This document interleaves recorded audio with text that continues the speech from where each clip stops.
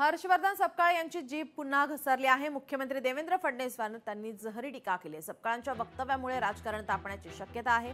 हर्षवर्धन सपकाळ यांनी पुन्हा एकदा मुख्यमंत्री देवेंद्र फडणवीस यांच्यावर जहरी टीका केली आहे।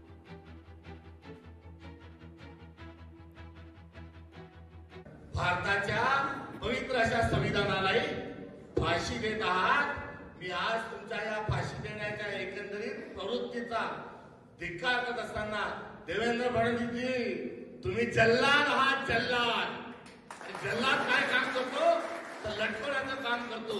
तुम्ही लोकशाही, गणतंत्र, लोकशाहीचे संकेत, सभ्यता, महाराष्ट्राचं पुरोगामित्व या सर्वांना फासावर लटकवत आहात। आपण जल्लाद आहात आणि ताबडतोबीनं आपण याचं क्षमायाचन करावं।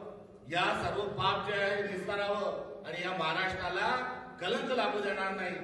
मला वाटतं ही भाषा त्यांच्या मनस्थितीचं दर्शन करते।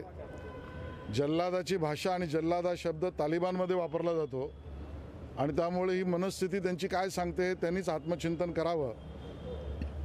संविधानाची हत्या आणि संविधानाला वेगवेगळ्या पद्धतीने कुरतडवण्याचं काम हे सगळ्यात जास्त काँग्रेसने केलं आहे, किंबहुना काँग्रेसनेच केलं आहे।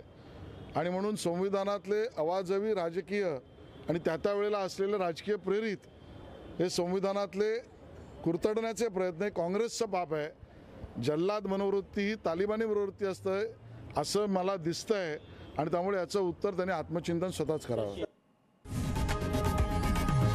लोकशाही मराठी ऐका, पहा, जागरूक रहा।